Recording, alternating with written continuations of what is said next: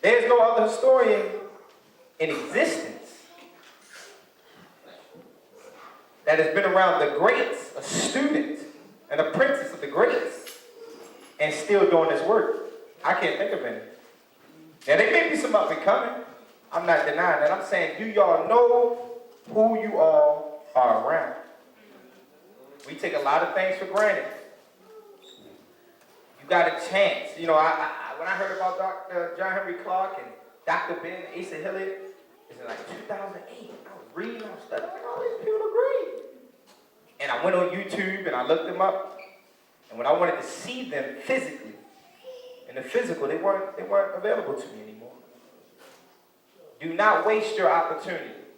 Do not waste your chance. Ask something. So raise your hand. The mics will be passed to you. Make it brief, but ask that question. You know, the most intelligent people ask questions. So without further ado, you ready? Ready. All right. I'll give, okay, brother, shot straight up. All right, brother Andrew. And then I'll have this one for over here, and this mic for over here. But before you ask the first question, you know I've learned in time just to breathe a minute, okay? Smell the roses, as they say. My, what a beautiful sunset it is out there. Have you looked at the sky? Magnificent. God is great. Okay. All right, now, who has the first question? All right, here we go.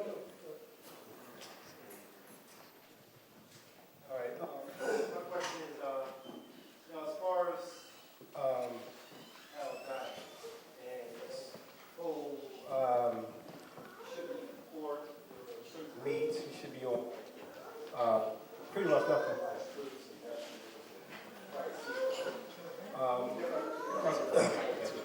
Okay, cool. So my question is this: is there any specific diet you're supposed to be following, or that I see you put up something on Facebook about it. Some of us are somewhat ignorant to what we should be eating and what we should not be eating. You asking the wrong guy, man. Can't you tell? No, but seriously, I was hoping most of the questions would have to do with African identity, but I suppose diet has a lot to do with African identity too. The Facebook thread was, I showed a picture of a sculpture of what I call a full-figured black woman. Beautiful sister, fine sister. And naturally, some young brother who had probably never been to Africa with a long 3 or 4 syllable African name, who knew everything, okay, about Africa, although he never set foot on African soil, and I think his biggest source of reference was YouTube and Wikipedia, naturally jumped in and said the sister shouldn't look like that. She's too big, she's obese, and that Africans haven't eaten meat historically. And I said, brother, that's nonsense. You know, historically, Africans have eaten meat since I can remember. You know, I mean the so-called Batwa or the San or Nama, people who have a history 30, 40, 50, 60,000 years, were hunters and gatherers, okay? In Egypt, you see animals in the tombs, cattle, you know, geese, etc. So the claim that a lot of us want to make is that Africans historically were vegetarians is simply not true. That was my point. And I went further than that and said that sometimes a person like me, who is an ambassador, I'm literally, legally I guess, the traveling ambassador for the Universal Negro Improvement Association and African Communities League. And I know because the President General made me so, right? So when I go to Aboriginal Australians and they say, Runoko, you are an honored guest. And as a result of that, us as women have made you the most sacred meal we could offer you. And that is a roasted kangaroo tail, which doesn't taste like chicken, by the way. And I hated it. You can't say, I don't eat that. Or I'm a vegetarian, or I've been in other places, in Zimbabwe, for example.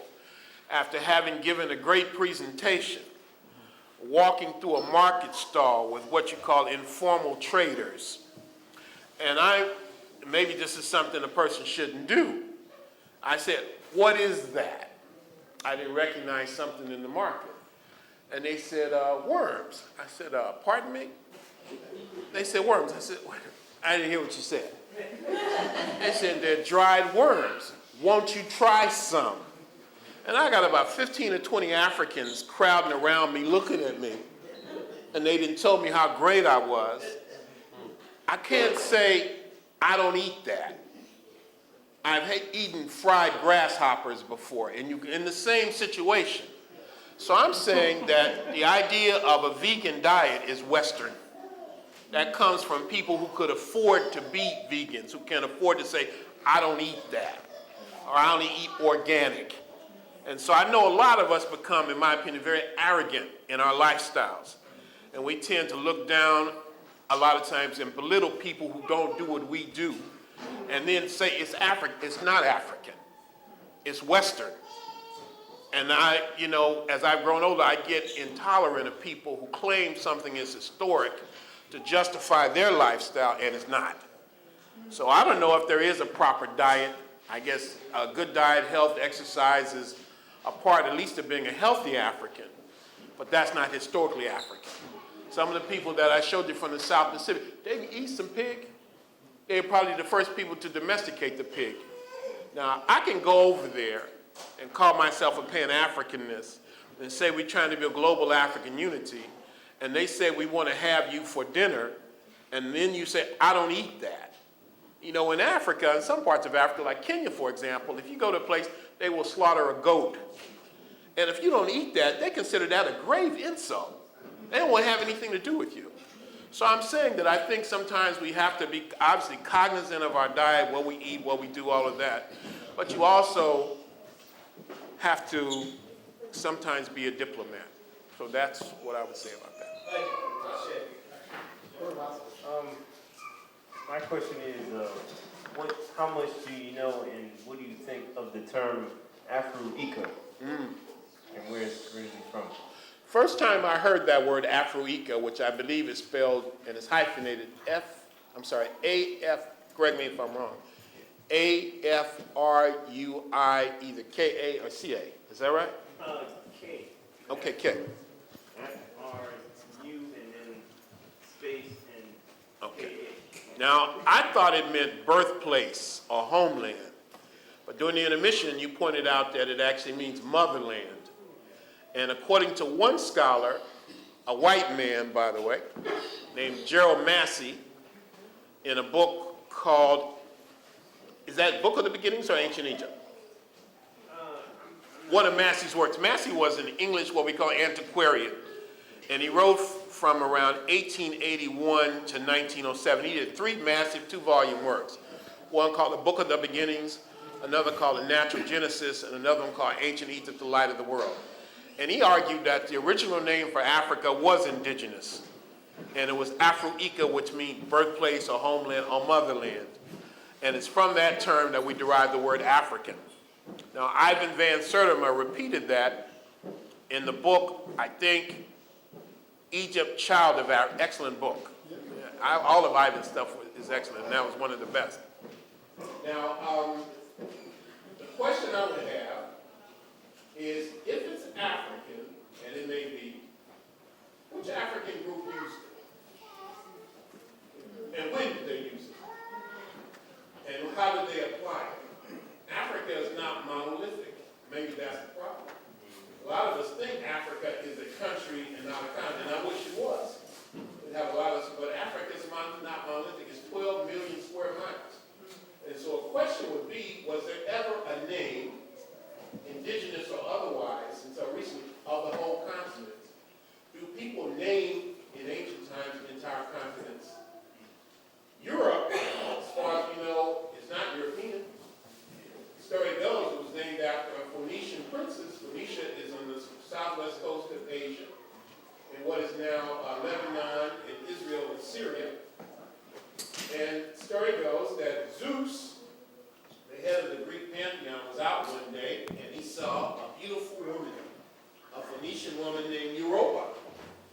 And he turned into a bull, because he wanted to have her. He turned into a bull, and the bull was so beautiful, he was just sitting there, and Europa, a Phoenician princess, jumped on his back, and the bull flew away. And took her to the island of Crete, where he raped her. Crete is an island actually in the Aegean Sea. It's actually not in Europe proper.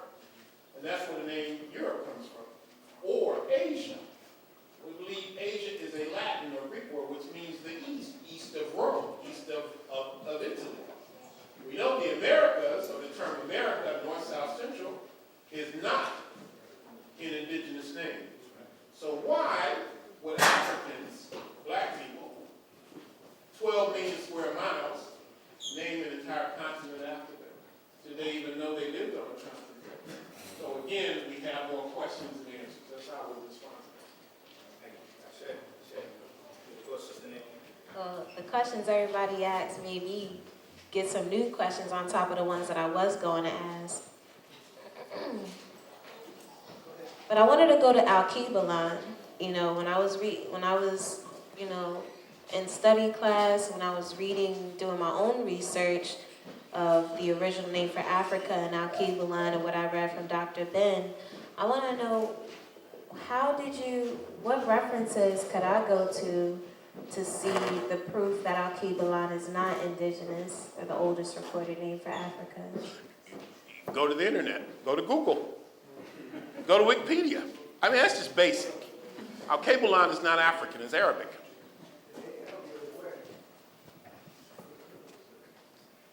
And I think that says a lot, that many of us are simply not critical. That we're so hungry for knowledge of self that we're prepared to embrace almost anything without any research. I'm not talking about you personally. I'm making a general, no, don't take it personally. I'm saying in general. I'll give you an example.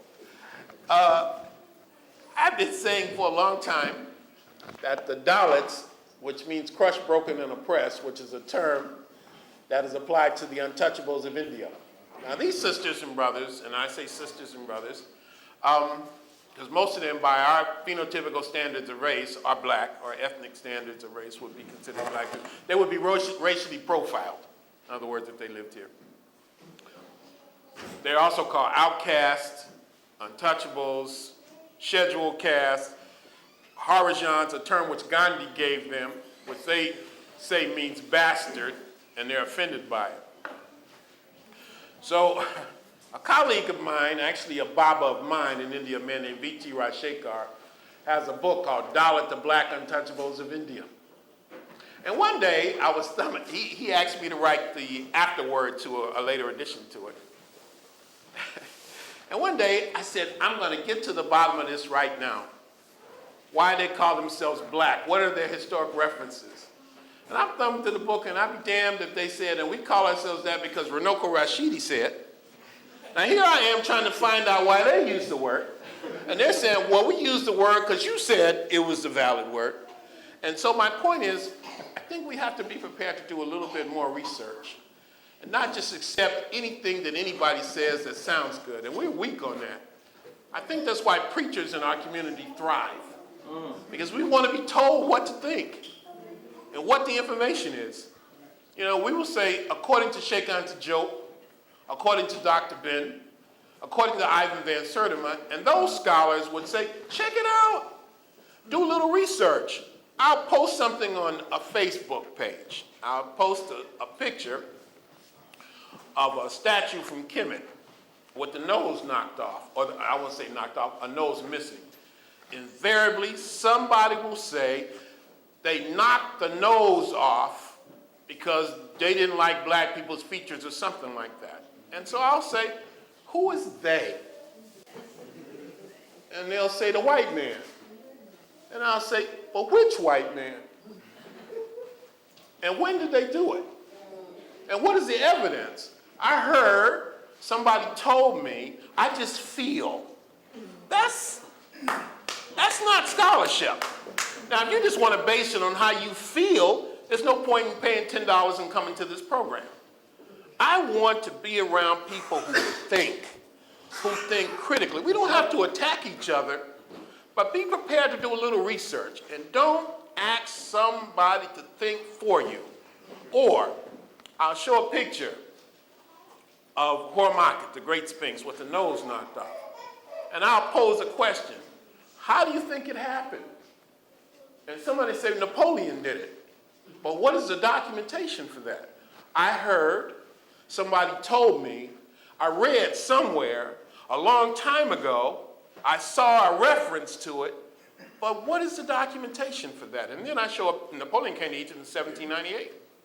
And then I show a picture of that done, a picture of it done with the nose knocked off in 1755, 43 years before Napoleon came. So I'm saying that just like the word Alkebulan, we accept that blindly.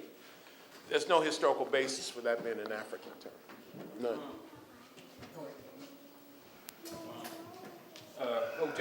Hotel Rashidi. Hotel. First one, really appreciate it.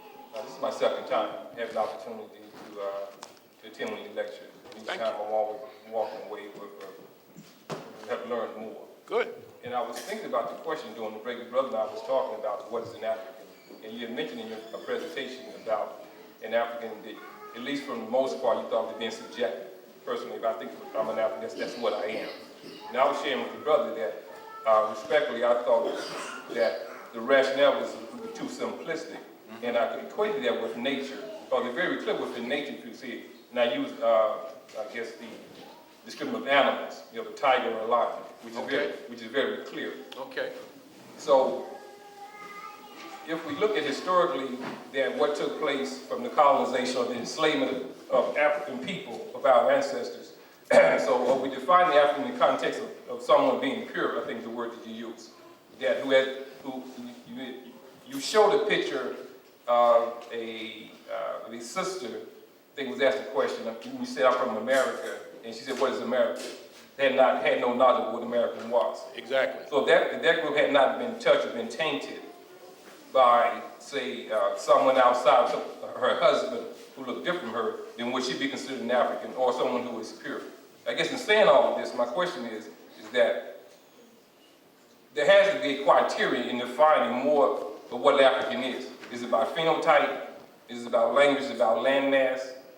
And I don't have the answer myself. I guess for me, I'm just kind of reaching, trying to make determination is what is going to be the criteria to make determination. And I'll close with what Dr. Jeremy Clark said, is that he and Dr. Ben occasionally got into a conversation about Cleopatra. Was she black or was she white or was she Greek or whatever? And Dr. Clark said that what made Africa, that she cared about the Kemetic people. So for me, my position is that it's not always clear as to, I consider myself an African based on my ancestry, my parents, etc. But for the most part, it's primarily based upon a love of African people who look like me. So I'll begin there. Thank you. Oh, those are good. Those are good ones. Now, I should have addressed that more effectively in the presentation. I grew up with the idea, I've been studying this for 40 years. Sometimes I think I've got it, I've nailed it, and other times I think I'm as clueless as I was when I started. It depends on, I guess, the day. But I grew up with the Peter Tosh school of thought. And no matter where you come from, as long as you're a black man, you're an African. And that seemed good enough to me. And that's kind of, to me, the major criteria for Africa is phenotype. But I usually try to do it two ways. Phenotype, and the most important aspect of phenotype, I would say, is skin complexion, or melanin content, and having some kind of historical or linguistic or spiritual link to Africa. That it's phenotypical on the one hand, especially skin complexion, but there must be some other link as well. Okay? That's what I think. Now that may be a pretty weak criteria. Another reason it comes up is, I'll give you another historical example. I went to, this has happened to me both times I went. I've done 2 tours to Southern Africa. First time I went to Namibia, did some very good presentations there. In 2000, I think it was. And while I was there, I also went to Zimbabwe, and I went to Zambia. And the second time I went, I think I did 2 times, yeah. I did Cape Town, South Africa, Johannesburg, South Africa, Namibia again, Botswana, Lesotho, Swaziland. In other words, I've been to all the countries in mainland Southern Africa. And in Namibia it happened to me once, and in South Africa it happened to me once. I'm doing a presentation in Namibia. My first one in a place called Walvis Bay. Beautiful place on the coast. All right, that's a story in and of itself. And I must have been speaking to about 600 people. And for the first time, I met the people called coloreds.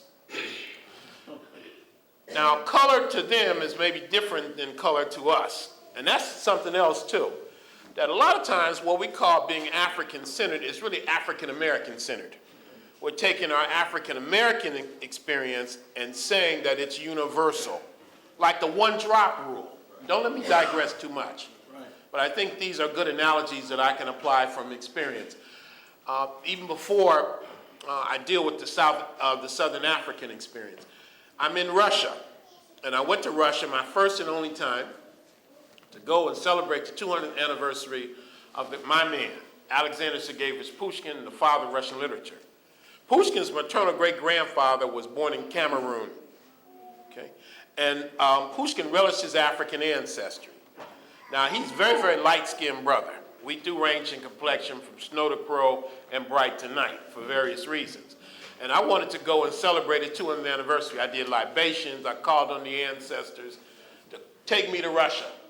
I remember one afternoon I took a bottle of vodka and a bottle of red wine because I thought that's what Pushkin drank in Hannibal, and went in my front yard in San Antonio and poured it in the ground and called on the spirits of Pushkin and Hannibal to take me there. And I could see my neighbors looking out of their window as if to tell their children, you stay away from that man. Because obviously he's up to no good. So I went to Russia thinking Pushkin was a brother, and I still do. And I realized that Russians were not in denial about it. But they don't see Pushkin as an African. They see Pushkin as a Russian with an African ancestor. And for the first time, I realized that the one-drop rule, or what I call the you is or you ain't rule, was not universal. It was an American thing. Now, back to Namibia. I'm doing a presentation, and then there are people in the room called coloreds. Now, in South Africa, in Namibia, you had like 4 distinct groups. You had the white people on the top, you had the Asians underneath them, Chinese, East Indians, and then you had the coloreds. Now, the coloreds are black people who are mixed, I guess, with Europeans, right? And they see themselves as separate and apart. And they threw in their lot with apartheid. So that when the black majority, black people are the fourth ones, notice I said the fourth ones. The fourth ones, when they came to power, they really resented the coloreds really resented the black. And I found more hostility towards me as a black man from the coloreds than I did from white people. Second time I went there, I went to a place called Rehoboth. And there's a community of people there called bastards, and they're proud of that. They're all coloreds, highly mixed people who you could feel their hostility. I could feel it. They would look at me and say, nigga, what are you doing here? They want to succeed. They want their own republic. So I'm doing a presentation, and one of these colored girls says, what do you think of white Africans? I thought I was jet lagged. I said, what? She said, why? I said, there is no such thing. And she said, how dare you? She says, we have people who came here in the 17th century, and you just got here today. How could you call yourself an African and they are not? I said, let me explain this. I said, the people who came here invaded this country. They came from Europe. Their pedigree is European, their language is European, and as far as I'm concerned, they are European, and I would like to escort them to the nearest dock or port or airport. Same thing happened to me in South Africa. I'm doing a radio interview, and somebody says, a white man calls and says, I resent what you're doing. I said, what are you talking about? He says, I'm an African, and you are not an African. And I run into that from white people. Now, these same crackers were proud to call themselves Boers and Afrikaners and Europeans until the apartheid government comes to an end. And now they are proud to be African or South African. So what they're saying is political expediency. And a lot of black people in South Africa, I heard some news today. about that. I posed a question, what is an African, on my Facebook page, and a brother or sister from South Africa says, all the people of our country are Africans, that we are truly a rainbow nation. And I said, isn't that interesting? That in your rainbow nation, the masses of black people are on the bottom and white people control all the land. I said, if there was an award for gullibility and naivety, I want to say stupidity, black people are likely to win that every time because we are so quick to embrace other people. I had a sister tell me, who was married to a white man, so you know it was suspect, that being African was a state of mind. So it's not what you look like, but how you feel. I reject that. And there's one thing I would never do, I would never regard a white person as an African. I don't give a damn if you're John Brown. You're just a white person. You might be sympathetic to African causes, but does that mean that we cannot be American? Now, if we're going to say that you're not an African because you're born in Africa, you're an African because Africa is born in you, and we say white people whose ancestors invaded South Africa in 1652 are not African, then can we say we are American? See how quiet it is? That's why I say identity is problematic. Next.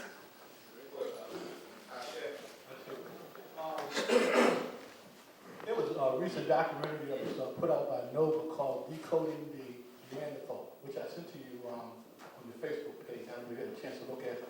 Glanced at it. It kind of blew my mind because the premise of it was that there was this French geneticist who who decoded the Neanderthal genome and compared it to the human genome of present-day human beings. And what he found was, from that study, was that Caucasian and Asian people had anywhere from 2 to 5% of Neanderthal DNA still in their genome genetic makeup, whereas African people had no Neanderthal DNA in their genetic makeup. Conversely, that means that 95% of all human beings have African DNA in their genetic makeup. So does that mean that, biologically speaking, that all Homo sapiens are therefore African? I don't know if I'm prepared to go that far, but I would say 98%, and based on that, I'll turn it around. 98% of our humanity have African roots. But that's not the same as saying they're all African. Right. But you can make that argument. The first time I ever heard a white person say they were African and I took them seriously, it was Teresa Hines Carey. When her husband, John Kerry, was nominated for the Democratic ticket for presidency, what was that, 2004 maybe, I guess it was. And she got up at the Democratic convention and said, I'm an African. And for half a second, I was proud of her. I said, right on. This billionaire white woman, heir to the Heinz fortune, Heinz ketchup, is saying she's African. And then I had to say, hold on, wait a minute now. That just don't quite seem right. So this DNA thing, I'm not sure what to make of that. You know, because you find so many things in the so-called scientific world. There was a report that a lot of people take seriously that came out 3 or 4 years ago that said there were actually such a thing as hobbits. That there were really hobbits, and that they found the birthplace of hobbits and stuff. So some things that are called scientific, I don't know, brother. I don't know. You see, here's, I think, the maturity of an African scholar who has no hesitation in saying, I don't know. When I was young, I knew everything. You couldn't ask me a question that I didn't know. And that's the height of arrogance. Because nobody knows everything. And I think that we're all learning. And the more you know, the more you realize how much there is to know. Right. And it's very humbling in a sense. And so I'm very humbled by this thing. But I appreciate your comment and your question. And thank you for sending me that. Anybody else? Yeah. Runoko Rashidi. Hotel. I'm going to have a question about acceptance. On a daily basis, I get into a debate or a conversation about other people accepting them being African. And I want to know, how do I deal with that? Because I'm more offended than they are. What do you mean? Like, they don't want to deal with anything African or being called African. And you can't tell them that they're not. Oh, I don't believe that, you know, that thing. Talking about black people. Yes, black people, you know. I don't force it down their throats. Now, a question might be how I see myself. Let me tell you how I see myself. I see myself as an African in America. I don't mind being called an African American. I don't really have a problem with that. I don't mind at all being called black. I see myself as black and African. I don't want to be called a black American, though. And that I take issue with. So I see myself as an African in America. So I think a lot of it has to do, really, is it's an X factor, how you see yourself. And I try to, imagine what does an African do? How does an African stand? How do I put it?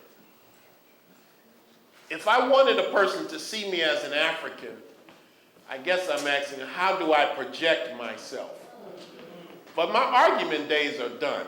I don't debate too much. Because first of all, I don't think most people are on my level. I know that sounds arrogant. John Henry Clark used to say that. I only debate my equals, all others I teach. I only debate my equals, all others I teach. I like that. Now, I'm not on John Henry Clark's level, but I don't do a lot of debate, and I don't argue at all. I'll unfriend you on Facebook. And if you really make me mad, I'll ban you on Facebook. But I'm not going to argue with you. If you want to believe that you're a Martian and you came down, and I know black people who have argued with me on that. I know a brother, he's an ancestor now, I ain't going to mention his name, I like him. We got in a furious argument one day. His wife, we were at a program in Washington, D.C. many years ago, and his wife said something about extraterrestrials that I just dismissed. And she said, okay, I'm going to have my husband come and talk to you. I thought he was going to come beat me up or something. But he said, so you said, you told my wife you dismissed extraterrestrials, right? And I said, yeah, to a large extent. He says, well, I'm going to, he said, Akhenaten was a Martian. And I said, what are you basing that on? He said, some kind of prophecy. I said, brother, come on, be serious now. And he says, well, I tell you what, I'm going to bring an extraterrestrial to one of your lectures. In fact, I'm going to bring an extraterrestrial to your house. I wanted to laugh so much. But for about a year after that, every time I would give a lecture, I would say, before I start, are there any extraterrestrials in the room? But he was very, very serious. So I don't know, sister. I think a lot of that in terms of the African thing, I don't argue with people. I try to carry myself as a proud, dignified person, as I'm sure you do. And I try to be an example of what I think an African should be and let that speak for itself.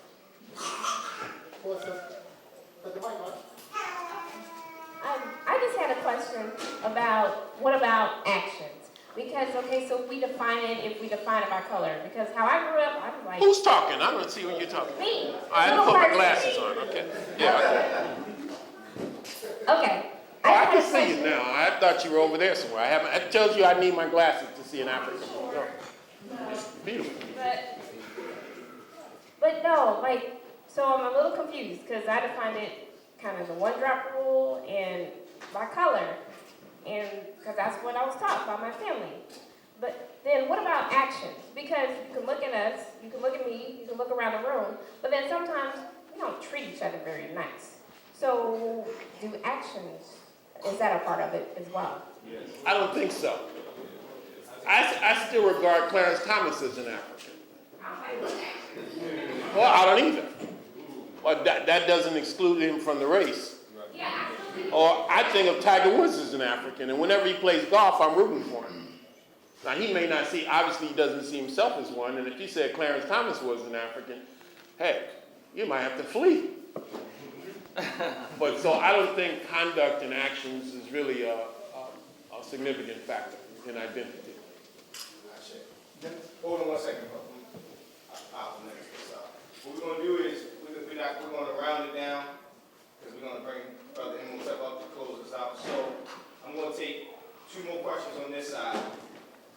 Is there any more others to that? I'll take it. And I'll try to be a little more concise with the answers too. Yes. Who had their hand raised? All right, then there's 2. So He said yes. There's 2 over here, 2 over there. After these people, then we'll go round down. Peace, Baba Rashidi. How you Okay. doing? Good. All right. I have a question, and the question pertains around hue. And it's possibly the reason why we're here today. We had a discussion at the African Village here in Baltimore. And My regards to Pastor Higgins. all right. And my question was, this was after looking at Hidden Colors too. And I really think that documentary was centered around a lot of your work. Actually, I think everybody was quoting you. But what I will say is, in that documentary, their support for what an African is had to do with hue. And I'm looking at all these people around the world, from all different parts of the world, you know, Malaysia, here and there. But then it comes apart, I can't remember who it was or whatever, when they talk about Gandhi. And they speak about... Gandhi in India? Yeah, they speak about Gandhi and say that his political views were against Africans. And I'm looking at all these people that they're calling Africans, that some of them, a lot of them are actually lighter and less African looking than Gandhi, but then turn around and say he's not African. So this whole thing about, I mean, what is African? You know, some people say our South American brothers and sisters are, some people say they aren't. So how is Gandhi not African if we're looking at hue and phenotypical features and everybody else is? That's my question. All right, good. I don't think I could call Gandhi an African by any stretch of the imagination. First of all, he was fairly light. In South Africa, he was definitely anti-African. In India, I wouldn't say he was anti-African, but he was he was opposed to the uplift of the untouchables. Gandhi was an Indian nationalist, and he was also a Hindu nationalist. Now, the Dalits, or the untouchables, believe they've suffered more under Hinduism than they suffered under the British. In fact, the Dalits saw the British as an enlightened form of colonialism. And so when the British began to leave India, or talk about leaving in the 1930s, the Dalits, led by a man named B.R. Ambedkar, said, we want our own separate electorate, that we will not replace the tyranny of the British with the tyranny of the Hindus. And Gandhi sabotaged that. Gandhi did not want the masses of Indians separated. He thought that Indians, irrespective of caste, should operate as a block or a unit. And the Untouchables said, the Dalits said, we ain't gonna have that. In fact, they called themselves at that time, not Dalits, but depressed classes. That was the term of the people we call the Dalits today. So Gandhi said, we're not gonna have it. And so Gandhi went on a hunger strike. And he told the Dalits, until you withdraw this demand, I'm gonna go on a fast until the death. And Gandhi was so popular at the time, and he applied so much political pressure that the Dalits eventually withdrew that platform. Now, the Dalits of India regard Gandhi as kind of like Jews regard Adolf Hitler, or Native Americans or First Nations people in Canada regard Christopher Columbus. They think he's the worst enemy of black people in the history of Asia.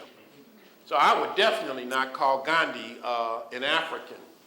But I would say that in India, I mean in South Africa, you know, he was in South Africa for about 20 years. I say he was anti-African. He fought in 2 wars, the Zulu Wars and the Boer Wars, to seize land from African people. He was actually in an ambulance corps. So much for the notion of nonviolence. But in India, I wouldn't say he was anti-African, I would say he was anti-Dalit. But when we look at Gandhi as being, we look at other people, I don't want Gandhi to be black. But what I'm saying is I'm looking at Hidden Colors, and everybody who's even lighter than him, they're saying they're black because their skin tone. And to me, it's got to be something more, like the brother said, it got to be something more definitive than that. Well, phenotype for sure. Yeah. Okay? But also it has to be more to it than that. Yeah. Now, I don't know if anybody, I've never even seen Hidden Colors 1 or 2. I've seen bits and pieces. Can you believe it? And I'm in Hidden Colors. They wrote me a check. Okay? In Hidden Colors too. And I think it's pretty good, the bits and pieces I've seen. But nothing is without, should go without critical evaluation. Because most of the people in Hidden Colors are not historians. They may be brilliant people, but they're not historians.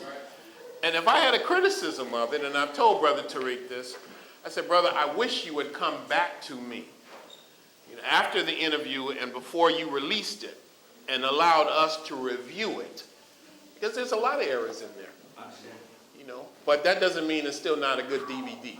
Okay. Next. How you doing, I'm sorry. Yeah, it's on side to side, so yeah, it's side. As a younger person, I was talking to Anani the other day about my cynicism about black people, in terms of just some of the things that I see in my generation. How old are you? 26. Okay. One thing I just wanted to clearly ask is that when I look at the things that's going on in terms of aesthetics, you know, with the perms and the blonde and the, you know, just the complete, you know, disrespect and lack of concern for Africanity in general, and especially in terms of the way that we perform ourselves and the way we carry ourselves, is that, you know, is that something I should concern myself with, number one, and number two, as a person who, you know, pretty much sat at the feet of all these great African scholars, you know, do you think that's something that, you know, is relevant to sort of how we understand our identity?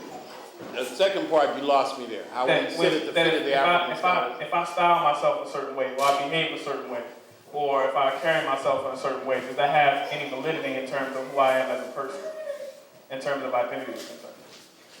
If you're looking at an African sister, she's born with brown hair. You see her hair is blonde or pink, right? And you know that shows a particular thing. I mean, is that relevant? You know, and is that person's behavior relevant to whether or not we can consider them Africans or not? Well, it seems to me that what's on your head is a reflection of what's in your head. Now, I hear all the time it doesn't matter. You know, it ain't no big thing. It's a style. But everything we do makes a statement about us. Am I wrong? The way we dress, the way we talk, the language we use. For example, I won't allow people on my Facebook page to use profanity. And I definitely won't accept the N-word. I won't accept disrespect for women. I don't even allow people to use ethnic slurs. I don't like homophobic commentary. Even if I don't support homosexuality, I'm not going to allow you to come on my Facebook page and call people a bunch of names and insult people. I'm not going for that. So yeah, I think everything we do makes a statement. Now, in terms of the hair, I am not bothered as much by blonde hair, even pink hair, as some of the weaves. I think that's the most horrific style of hair since we used to process our hair. I think it's horrible.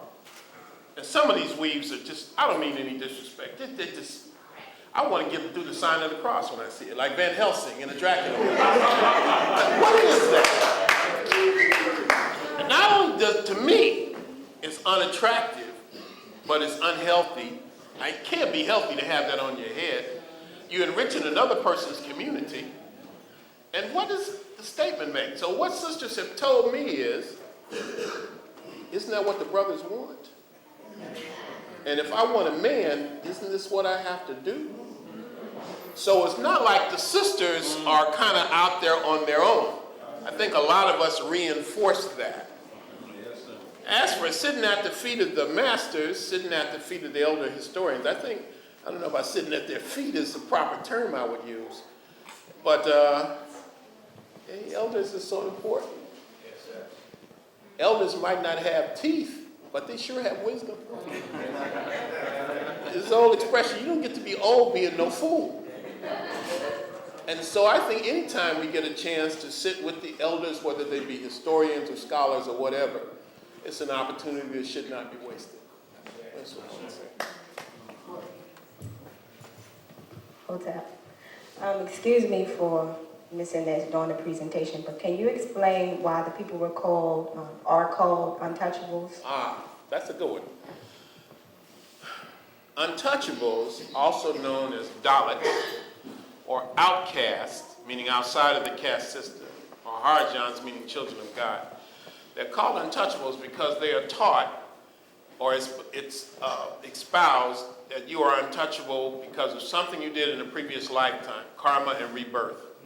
And therefore your touch, or sometimes even the sound of your voice, or your shadow will cause pollution to other Hindus. So historically, you are completely ostracized from the community. In many cases, you could not enter a village in daylight because in the start your shadow would cause pollution. Or if you approached another person who is a Hindu, you would have to beat a drum or play a tambourine or make a noise to let them know you were coming. And this concept of untouchability still exists. It was only abolished in 1951. 1951, but the concept, you know, because you abolish something on paper, doesn't mean it ceased to exist. I'll give you one better. In January 1960, until January 1967, the indigenous people of Australia were considered plants and animals. I want to repeat that. Until January 1967, until you had a national referendum, the black people of Australia were officially classified as flora and fauna. They were not considered human. And that was the way the British justified the seizing of their land, because there were no people here. So it was okay for us to take it.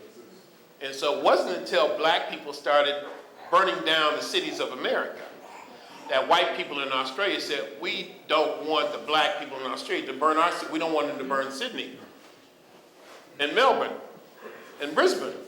So let's pass a law saying they are human beings. Now, we're not going to change anything, but at least on paper we will make that change. So that's what an untouchable is. Greetings, Brother Rashid. Greetings. Sa. I had a question dealing with the issue of hue. It was brought up many times, a few times, the issue of phenotype and skin color. And I guess my question is, I mean, all of us here are obviously people of color or melanated people. Oh boy, you brought up that word, people of color. Now, maybe that's going to be the next subject. And you saw all the people who were in the slides, or, you know, have different views, but I guess my question is, shouldn't the question be who is melanated and who is not melanated? Or is it, since we're talking with the historic context or social anthropological context, we use the word African, who's African and not African, if we're doing culture, but if we're dealing with biology or genetics, who is melanated and who is not? Who has melanin and who doesn't have melanin? Should that be the question? That's excellent. I think, though, going back to the point I raised earlier, it's not just phenotype. Although phenotype may be the major criteria that we're using for African identity, it has to be something beyond that. So a question, so melanated or non-melanated, I think is purely physical. Whereas with African, there has to be some kind of cultural or linguistic or historical component there, which we have not clearly defined or laid out. Perhaps a simpler way to do it would be, who is not an African?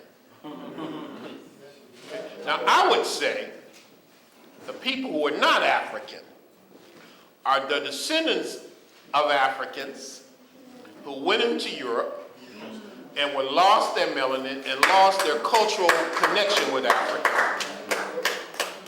And they are not African, maybe mixed with those damn Neanderthals that you talked about.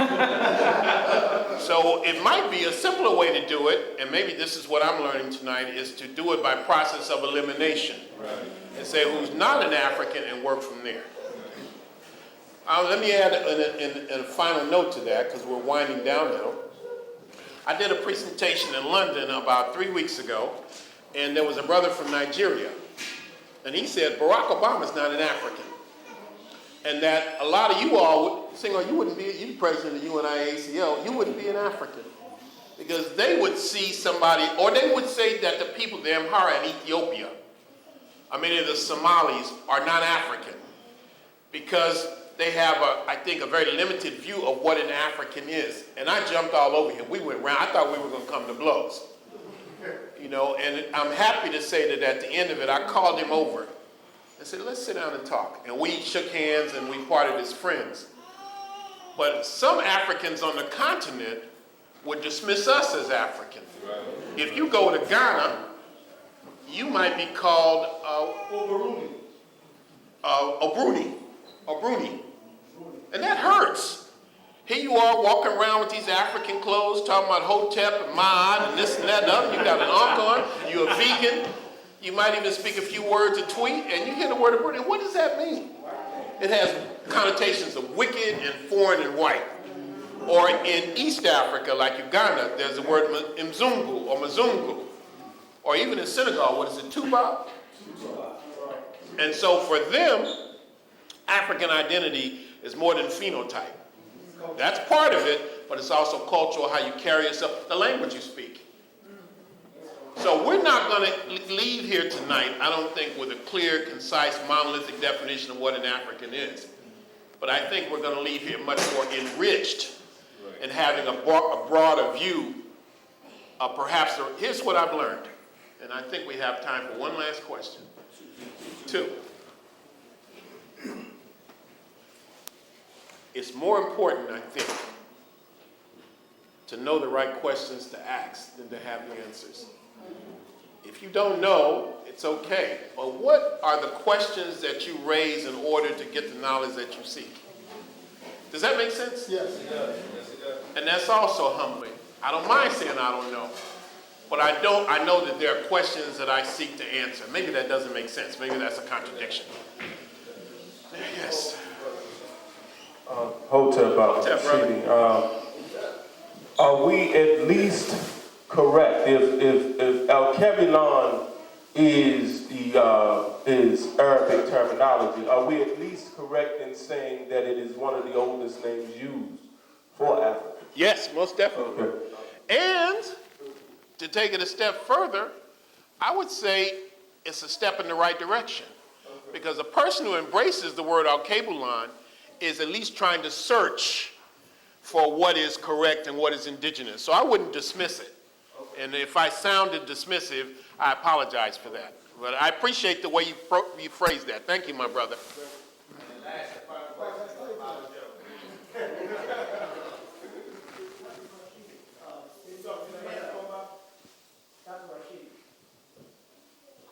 Hello?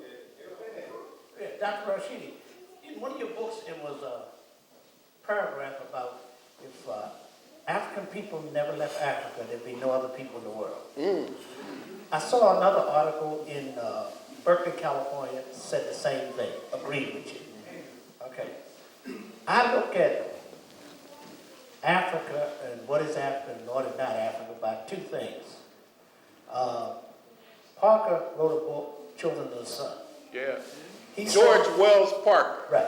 He said that... Who was a Garveyite, by the way. Right. He said that African people were kissed by the sun and created by Mother Nature. That's it. Those 2 things we cannot do without. Mother Nature and the sun. Okay. Okay. Now the next thing is we need to find out who wants to be an African and who doesn't want to be an African. Huh. That's the question. Because we all are Africans. Now, I sat there one day and I was listening to Dr. Clark. And he talked about a book he was going to write, but he didn't have time to write it, and he said he'd probably run out of the country if he did. And he was talking about the bastardization of the African race. I sat there one day and I said to myself, reading his book, I said, I'm going to write a book too, and they're going to run me out of here too.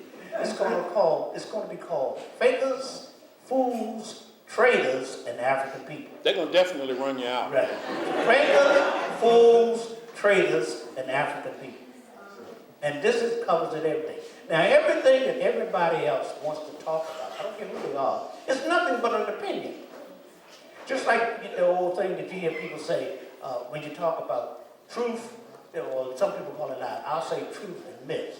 Well, myth is halfway around the world before truth even gets started. Now, I believe that the role of the historian like yourself and all the gentlemen you talked about has one thing that Dr. Clark says that's very important. He says the historian's job is to bring the question to the forefront or the situation, even if they don't have the answer, because somebody else may come up with the answer. Now, that attitude that people are talking about sitting at the foot of your ancestors, that came about when Grandma was talking to her grandchildren. They sit on, I know because I was one of them. You sit on the floor around Grandma, and Grandma tells you what you need to know, who you are, what you should be, and what you shouldn't be. Brother, you've learned well. Let me respond to that.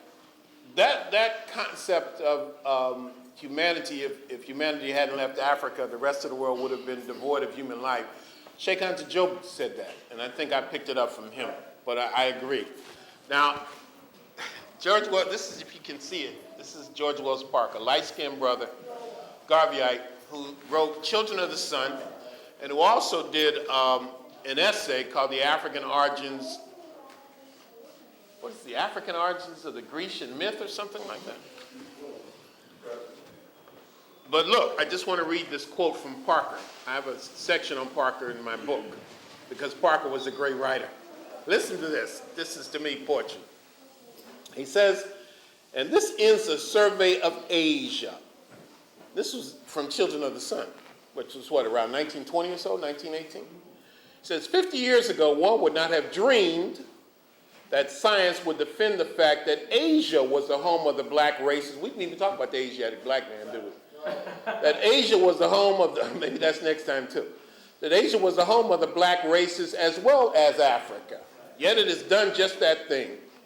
Now, when we gaze on the ruins of Assyria's palaces, or stand in rapt wonder before the fallen winged beast which guarded her gates, when we stand silently upon the spot that once was Babylon, and ponder upon the mighty gates built by the grand and wondrous mistress of the Euphratian plain, or reverently uncover before the tumbled pillars of sanctuaries built in the long ago to forgotten gods, when we marvel at the depth of love and the majesty of grief that built the Taj Mahal, because the Taj Mahal was built for a black woman, we understand, that built the Taj Mahal, or scanned the perfumed literatures of India and Persia and Arabia, let us not forget that the secret, like the secret of all things wonderfully and aesthetically beautiful, lies with Africa, the mother of civilization and nations. Hey, that brother could write.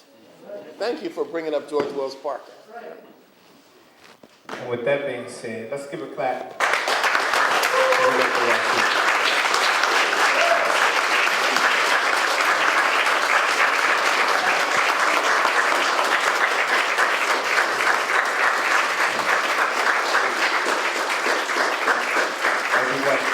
Everyone asked great and phenomenal questions.